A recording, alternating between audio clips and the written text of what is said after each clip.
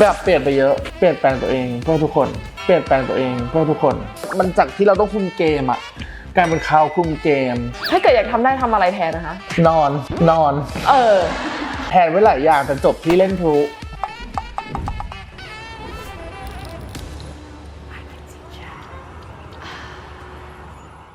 Hello and welcome to I Can Teach นะคะยินดีต้อนรับค่ะสวัสดีค่ะ I can teach พี่จะร้องยังไงถ้าเกิดพี่ต้องร้อง I Can Teach คือเป็นคนไม่ร้องว่าอายตลกอายเขินจริงเหรอขนาดแบบอย่างนี้ก็ไม่ได้เหรอไม่ได้ขอคุยเรื่องที่สำคัญก่อนตอนนี้เป็นยังไงบ้างคะออกเพลงมา so popular everything คือตอนนี้ก็จะเป็นช่วงแบบตอนปล่อยใหม่ก็เป็น popular ออกงานช่วงนี้ก็เป็น popular นอน popular นอนยังไงอ่ะพี่เอิร์ธคือเน้นนอนหลับฝันเอาโชว์ตัวในฝันไปด้วยนะโชว์ตัวในฝันแล้วมันจะได้ตังค์เปล่าฟรีงั้นนี่แหละเสียดายอย่างเดียวงานฟรีในฝัน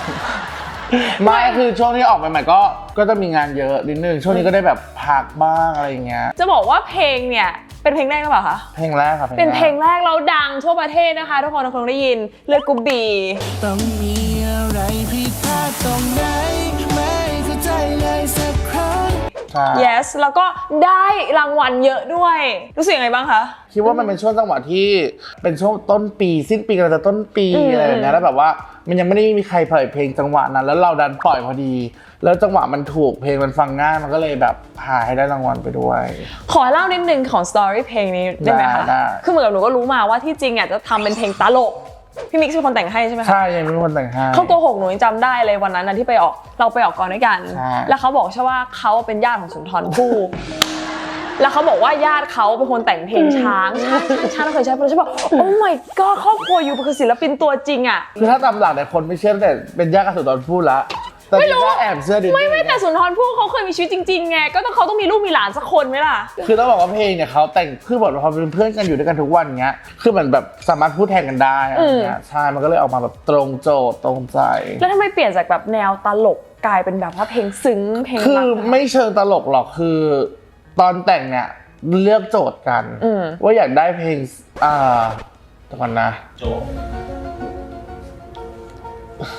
ก็นานแล้วเนาะแต่ก็ไม่นานพี่มันไม่นานขนาดนั้นคือพูดอย่างกับมัน10 ปีที่แล้วมันแบบ last year ค่ะคืออยากเล่นกับคำก่อนอยากเล่นกับคำว่าเลือกกูบีก่อนทำไมเพราะว่าเป็นไวรัลจากอินทนกอ้วยและการกินของตัวเองก็คือมันจะมีแบบประโยคที่แบบชอบพูดว่า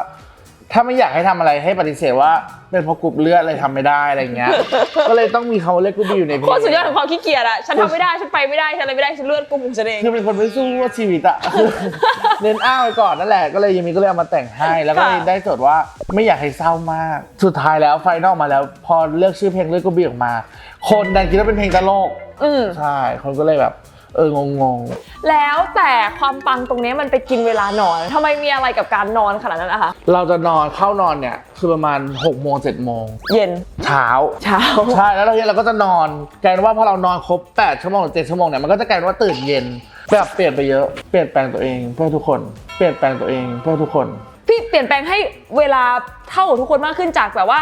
6-7 โมงเช้าก็เป็นตี 1 ตี 2งี้ป่ะหรือเป็นตี 5ว้าวพี่เปลี่ยนแปลงจริงสุดยอดเลยแบบตั้ง1 ชั่วโมงแน่จาก6 โมงเป็นตี 5 Fun fact นอนไม่เป็นเวลาส่งผลข้างเคียงยังไงบ้างหลายคนชอบหันมาทำกิจกรรมตอนกลางคืนเช่นดูหนังฟังเพลงเล่นเกมทำให้เวลาในการพักผ่อนน้อยลงและเมื่อต้องตื่นมาทำงานในตอนเช้าก็จะทำให้อ่อนเพลียเพราะอดนอนข้อเสียของการอดนอนคือทำให้สมาธิสั้นลงเหนื่อยง่ายอ่อนเพลียง่ายควบคุมอารมณ์ตัวเองไม่อยู่และที่สำคัญการอดนอนเป็นเวลานานจะทำให้ระบบภูมิคุ้มกันผิดปกติเสี่ยงเป็นโรคเบาหวานหัวใจระบบย่อยอาหารเสียสมดุลหิวง่ายมากขึ้นมีไขมันเกาะที่เอวระดับคอเลสเตอรอลผิดปกติน้ำตาลในเลือดสูงความดันสูงและเสี่ยงเกิดโรคสมองขาดเลือดไปหล่อเลี้ยงอีกด้วยค่ะดังนั้นการนอนหลับอย่างมีคุณภาพควรหลับภายใน30 นาทีหลังจากปิดไฟนอนและต้องหลับสนิทตลอดคืนและเวลานอนหลับที่ดีที่สุดคือ 7-9 ชั่วโมงค่ะพี่มารู้ตัวครั้งแรกว่าตัวเองเป็น LGBTQ อย่างเงี้ยได้ไงคะรู้ตั้งแต่เด็กเพราะว่าคือเป็นเด็กต่างจังหวัดมันก็มีงานประจำจังหวัดอะไรเงี้ย ซึ่งแม่เนี่ยทำร้านเสริมสวยเขาจะแบบเวลามีงานอะไรก็อยากให้ลูกไปมันมีงานแบบหนุ่มน้อยแบบไปโชว์การเล่นพื้นบ้านประจำงานประจำจังหวัดอะไรอย่าง ไม่ เงี้ ได้ ย นะพี่โชว์การเล่นอะไรคะ คือทำเป็นแอปแสดง ก็ โอ คือ เค ทำเป็นเล่นละครแบบแคะขนมอะไรไปโชว์ให้เขาดูก็ตั้งแต่เด็กเลย เขาก็รู้แต่หนูได้ยินมาว่าที่จริงอ่ะคนส่วนมากเนี่ยเขาบอกว่าถ้าเกิดตัวเองออกมาเป็น LGBTQ เนี่ยส่วนมากจะกลัวพ่อแต่นี้เหมือนกับพ่อซัพพอร์ต เริ่มแต่ตอนเด็กเนี่ยพ่อไม่ซัพพอร์ตไปส่งทุกงานนะแต่ก็จะบอกทุกว่าอยากเป็นสุดท้ายแล้วพอจบแล้วอะตอนโตขึ้นมา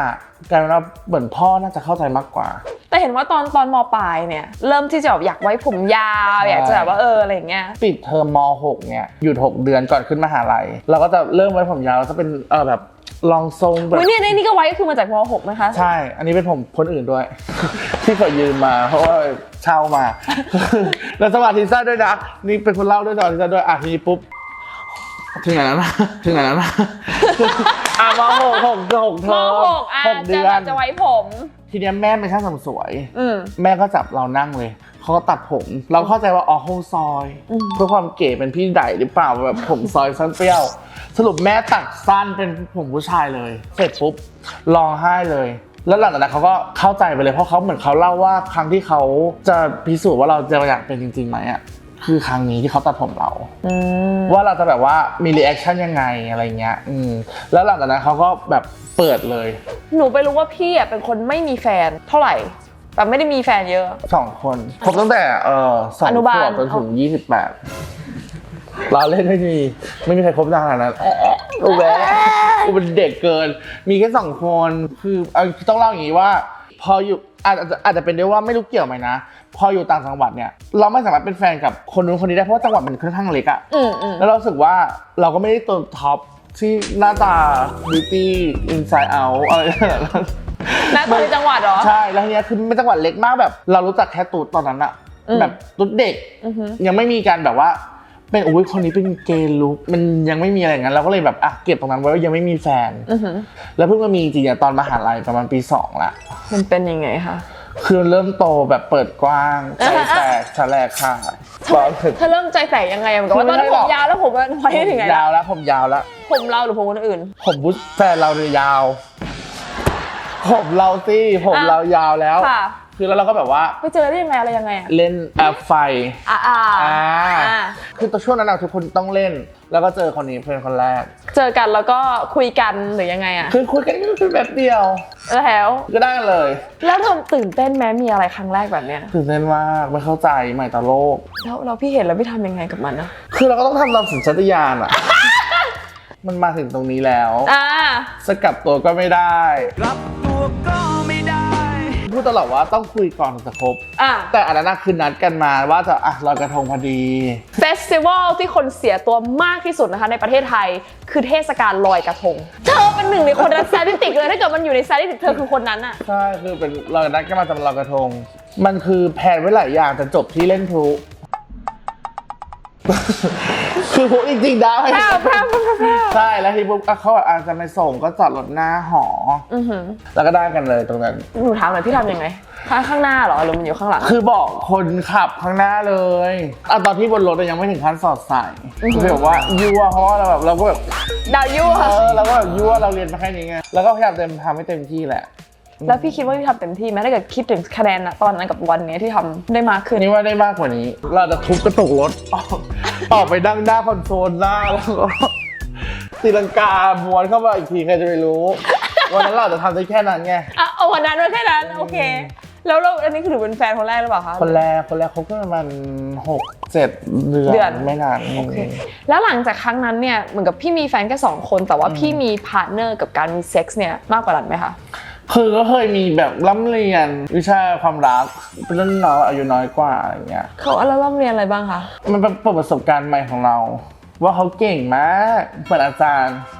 เขาสอนอะไรบ้างอาจารย์คนนี้เขาสอนอะไร คือ บ้าง เขาไม่ได้สอนหรอกแต่ว่าคือเขาเชี่ยวชาญทั้งที่เราแบบเราโตเขาคือกลายเป็นว่ามันจากที่เราต้องคุมเกมอะกลายเป็นเขาคุมเกม คือมันแบบจัดแซงมันต้องตรงนี้ตรงนั้นเดี๋ยวเราต้องอะไรเงี้ยคือมันเก่งมันรู้มุมไปหมดอะไรเงี้ยเรารู้สึกว่าคนนี้แหละเป็นคนที่เจอแล้วรู้สึกว่าว้าว แต่หนูรู้มาว่าเพื่อนพี่มาจะหมดกรุ๊ปละมาออกรายการเนี้ยแล้วแต่ละคนคือกินกันแบบสนั่น ใช่สนั่นแล้วก็พี่มิกซ์ก็มาเล่าว่า เขาเนี่ยชวนผู้มาแล้วชอบให้เพื่อนได้มีอะไรกับผู้อยากให้เพื่อน enjoy และอยากจะรู้ว่าเราเนี่ยไม่ได้ไปรวมมีอะไรกับเขาไหมนั่งดูอย่างเดียวไปให้เปิดเพลงหันไปแล้วก็จะไม่เจอใครหันมามองเราเลยก็ตามเราก็จะดีเจคนเดียวอะไรเงี้ยแล้วเขาก็เอากันตรงนั้นแหละตรงนู้นตรงนี้เราก็เป็นดีเจคือเป็นคนที่ชอบดูแบบอยากดูคนแบบจีบกันแอลกันอะไรเงี้ยชอบดูแต่ว่าไม่ชอบไปนั่งคุยด้วยมันเหนื่อยถ้าเกิดอยากทำได้ทำอะไรแทนนะคะนอนเคยมีโมเมนต์ไหมที่เขาชวนผู้ชายมาแล้วเราได้มีโมเมนต์ได้นั่งคุยกับผู้ชายหรือแบบไปคุยกันอีกที่นึงหรืออะไรอย่างเงี้ยคะไม่มีคือเป็นคนที่จะเชิญคนแปลกหน้ามาเนี่ยเราจะไม่อยู่ใกล้คนแปลกหน้าจะเป็นคนแบบนั่งกับเพื่อนแล้วก็แบบ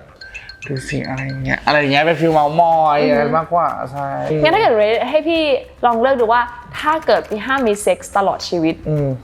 แต่ให้ทำอะไรได้อย่างหนึ่งพี่จะแลกกับอะไรที่แบบห้ามมีเซ็กส์ตลอดชีวิตอะแล้วสมมติว่าแลกกับเงิน20 ล้านห้ามมีเซ็กส์ตลอดชีวิตทำไหม20 ล้านก็จะทำก็เราไม่ได้ชอบมีเซ็กส์ขนาดนั้นแต่ว่าแบบถ้าห้ามจับตัวห้ามหอมห้ามกอดห้ามจูบเนี่ยหุยยากนะเพราะเราชอบเกาะตัวเองในเวลาที่ไม่มีใครด้วยไงแล้วพี่ไม่เหงาเหรอจริงแบบคือเพราะว่าในกลุ่มพี่อะคือแต่ละคนอาจจะแบบถึงต่อไม่มีแฟนอาจจะมีคนคุยมีคนที่เขาแบบแบบมีความโรแมนติกบ้างอะแต่ตัวเราไม่ได้มีอยากทางนั้นเลยเหรอคะคือมันไม่มีใครเข้ามาด้วยแล้วก็เห็นว่าได้ข่าวว่าพี่อะ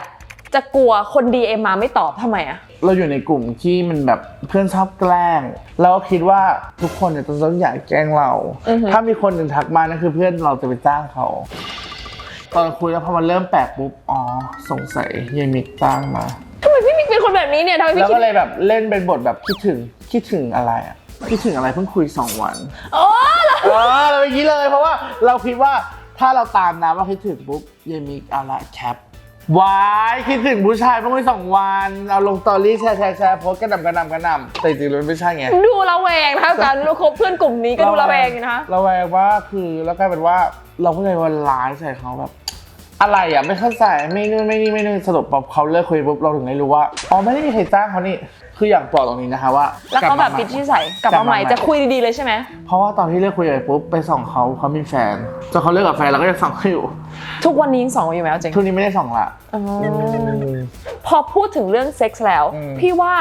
เคยมีเคสที่มันรู้สึกเจ็บไหมตอนมีเซ็กส์มีถึงขั้นเข้าไม่ได้เลยกลายว่าไม่มีอะไรกับแฟนไปเลยคนที่2โอ้ my god ใช่เหมือนกันคือมันเจ็บมันไม่ไหวแล้วอ่ะการจะแบบว่าให้แฟนคนนี้เสร็จคือกลายเป็นว่าจะมีการอมหรืออะไรแบบนี้อมก่อนแล้วอะไรก็แล้วแต่บางทีพอสมมติเราอมใช่ไหมน้ำลายของเราอ่ะมันไม่ได้หล่อลื่นเท่าแล้วมันก็แห้งเร็วด้วยน้ำลายอยู่เนาะแบบคือเราก็พยายาม prepare ตัวเองแล้วต่างๆแล้วอ่ะแต่จริงๆมันเจ็บแล้วมันเจ็บมากใช่แต่ชมีอันนี้ใช้ออกมาจากออกมาเห็นไหมอันนี้คือลื่นเลยโชว์เลยนี่คือโชว์ให้ดูนะคะนี่นะคะคือ Intimate Lubricant Drops นะคะจาก Deodoc จะบอกว่า Deodoc เนี่ยเป็นแบรนด์ที่ใช้ตั้งแต่อยู่สวีเดนแล้วเพราะว่ามันเป็นแบรนด์ของสวีเดนเป็นแบรนด์ที่แบบว่าเป็นแพทย์เฉพาะทางนะคะสูตินารีแพทย์เนี่ยเขาดีไซน์มาเพื่อผู้หญิงโดยเฉพาะของที่เราใช้แบบโปรดักต์อื่นด้วยเช่นแบบว่าเป็นแบบน้ำยาล้างจุดซ่อนเลนอะไรอย่างเงี้ยแต่ตอนนี้เขามีเป็นเจลหล่อลื่นซึ่งเจลหล่อลื่นตัวนี้นะพี่ใช้ดีมากเพราะว่ามันคือ 100% แบบวีแกนเลยก็คือไม่ระคายเคืองไม่มีพาราเบนไม่มีแอลกอฮอล์ใช้แล้วรู้สึกว่าไม่แสบไม่คันคือใช้ได้สำหรับผู้หญิงเหรอตอนแรกเขาทำน้ำจุดซ่อนเลนไงคือแล้วก็ล้างแต่จิ๋มไงอันนั้นเขาก็ทำแบบสูตรผู้หญิงเพื่อแบบความบอบบางตรงนั้นเนาะแต่ตอนนี้เขาก็มีแบบว่าเป็นเจลหล่อลื่นแล้วซึ่งอันนี้ใช้ทุกคนเลยไม่ว่าจะเป็นผู้หญิงผู้ชาย LGBTQ ใช้ได้คือใครต้องการการหล่อลื่นคือใช้ได้หมดเธอต้องการการหล่อลื่นเธอใช้ได้เขาเป็นแพทย์สวีเดนแล้วเราต้องไปซื้อที่สวีเดนไหมโอ้อันนั้นก็ลำบากไปนะคะอยู่ที่ไทยไม่จำเป็นต้องไปซื้อที่สวีเดนนะคะตัวนี้นะคะมีขายที่ BFF แต่บางทีคนอายไงก็สามารถสั่งได้นะคะเป็นช่องทางออนไลน์นะคะของ BFF ไปเลือกได้เลยนะคะสั่งส่งมาที่บ้านนะคะก็คือได้ใช้แล้วตัวนี้ข้อดีจะบอกอย่างหนึ่งคือปกติแล้วพี่พอลูบใช่ปะเจลหล่อลื่นอ่ะบางสูตรมันทำมาจากน้ำมันก็จะแบบแห้งเร็วอ่ะบางทีมันต้องเติมอ่ะพอเติมแบบมันเสียฟิลทำไปทำมาแล้วอุ้ยแห้งอีกแล้วหรือแบบอุ้ยรู้สึกไม่ลื่นเท่าเดิมอย่างเงี้ยแต่นี้นะคะมันคือแบบเป็นซิลิโคนเบสทำให้เราไม่ต้องเติมใช้ได้แบบลื่นไหลคือจะบอกว่าแพ็กเกจเนี้ยคือแพ็กเกจมันจึ้งเกินมันน่ารักไงคือมันทำให้รู้สึกว่าพอเดินเข้าไปอ่ะมันกล้าหยิบกล้าซื้อนี่นะคะไม่มีนะไม่มี ใช่ปะ ไม่มี คือมันเป็นวีแกน100%น่ะ มันก็จะแบบลื่นไหล ฟีลลิ่งโคตรดีอ่ะ ฟีลลิ่งดีมากทุกคนแล้ว คือมันไม่ กลิ่ เหนอะหนะเนาะ มันลื่นแบบไม่เหนอะหนะแล้วตัวนี้นะคะด้วยความที่คุณภาพมันดีมากเลยนะคะ มันช่วยปกป้องบริเวณน้องสาวเราด้วย คือบริเวณที่เราเซนซิทีฟนั่นแหละนะคะ คือเมื่อกี้ฉันบอกว่าแพคเกจิ้งมันเหมือนกับซื้อเซรั่ม เอาจริงนี่ก็ถือว่าเป็นเซรั่มน้องสาว หนึ่ง นะ ได้หรอ มีทุกอย่าง all in one ขอพูดก่อนเจลหล่อลื่นปกติอะใช่ไหมถ้าเกิดมันเป็นสูตรน้ำมันจะฉีดของผู้ชาย คือเทใส่ของผู้ชายอย่างเงี้ยแต่นี่คือผู้หญิงเป็นคนทาก็ได้ ก็พอทาตรงนั้นเสร็จต่อให้เราล้างทำความสะอาดเนี่ยเราก็รู้สึกว่าอุ๊ยมันนุ่มมันนิ่มตรงนั้นนะคะเพราะมันเป็นบำรุง และตัวนี้นะคะก็สามารถใช้คู่กับถุงยางได้นะคะไม่จำเป็นว่าอุ้ยเธอห้ามใช้กับถุงยางนะอยากให้ใช้กับถุงยางนะคะตัวนี้ใช้กับถุงยางได้ค่ะแล้วก็ตัวนี้นะคะราคา 1,290 บาทนะคะบอกเลยนะคะเมื่อกี้ใช้ดรอปนิดเดียวนะคะใช้ได้นานใช้ได้เยอะนะคะแล้วก็คุณภาพเขาดีแน่นอนค่ะเข้ามาจากสวีเดนนะคะพี่ว่าไซส์สำคัญไหม ถ้าตอนแรกๆตอนเด็กๆนะคิดว่าอุ๊ยต้องชอบคนใหญ่ๆแน่เลยหรือไม่ใช่เดี๋ยวก่อนนะตอนที่ยังอยู่มหาลัยเป็นแฟนคนแรกอะตอนนั้นอะชอบคนไม่ใหญ่มากชอบคนเล็กๆแบบน่ารักแบบไซส์แบบเอเชียไม่จำเป็นถึงขั้นฝ่อใหญ่ๆอะไรเงี้ย ทำไมอะเราไปดูหนังโป๊มาหรือไปได้ยินเพื่อนพูดมา ถ้าเราแค่คิดว่ามันจะต้องเป็นยังไงเพราะเราเคยเพราะแฟนคนแรกเราไม่ได้ใหญ่ไงเราก็ลองแล้วเราเข้าใจแล้วทีนี้ปุ๊บพออยากเจอใหญ่แฟนคนที่สองใหญ่อีกแต่เป็นคนไทยนะแต่มันใหญ่เราก็รู้สึกว่าเราอยากได้อะไรที่เป็นพอดีตอนนี้ ก่อนจากกันไปถ้ามีอะไรฝากน้องๆหรือฝากแบบรายการไหมคะเป็นเมสเสจอะไรเกี่ยวกับเซ็กส์หรือความรัก เรื่องการมีแฟนหรือการมีเซ็กอะไรเงี้ยรู้สึกว่ายังไม่รู้สึกว่าต้องมีหรืออายุเรายังเด็กอยู่อะไรเงี้ยก็ไม่ต้องรีบก็ได้รู้สึกว่าปล่อยให้มันเป็นไปตามแบบเวลาของมันคือไม่ใช่ว่าแบบว่าเห็นเพื่อนมีอุ้ยคนนู้นมีเพื่อนเรามีหมดแล้วว้าฉันไม่มีคนเดียวฉันมันแย่มากมันไม่ใช่แบบนั้นคือมันทุกคนมันมีไทม์ไลน์มันมีเวลาเป็นของตัวเองคือเดี๋ยวรอเราก็เจอคนที่ใช่คืออย่าแบบว่าอย่าไปรีบร้อนจนเราแบบว่าไปโฟกัสตรงนั้นเกินจนแบบว่ามันไม่ได้ดีกับเราด้วยซ้ำบางทีอะไรอย่างเงี้ยนึกออกไหมอยากให้แบบว่าค่อยๆเป็นค่อยๆไปไม่ต้องรีบไม่ต้องไปเร่งมันให้ใช้เวลาไปกับมันอะไรเงี้ยแล้วกรณีคนที่จะมีเซ็กส์นะคะก็อยากให้ป้องกันเนาะป้องกันดีกว่าแก้เสมอทุกคนก็ฝากดูแลตัวเองด้วยนะคะชอบ EP นี้นะคะก็ฝากติดตามช่องทางพี่ก่อนเลยก็ฝากติดตามนะคะอีสมันอ้วนแล้วก็หิวไปหิวมานะคะแล้วก็รอติดตามเพลงในอนาคตเธอรู้ไหมเป็นยังไงหรือยังไม่รู้ก็เลือกกรุ๊ปบีลบรอเล่นยังไม่รู้ยังไม่รู้เป็นเพลงฟิลไหนก็ฝากติดตามวิชวลพอแน่นอนนะคะใครที่ชอบเอพิโซดนี้นะคะก็ฝากสปอร์ตช่องเรานะคะโดยการไลค์ subscribe แล้วก็คอมเมนต์ด้วยนะคะแล้วก็อย่าลืมค่ะไปซื้อนี่เลยนะคะแนะนำค่ะ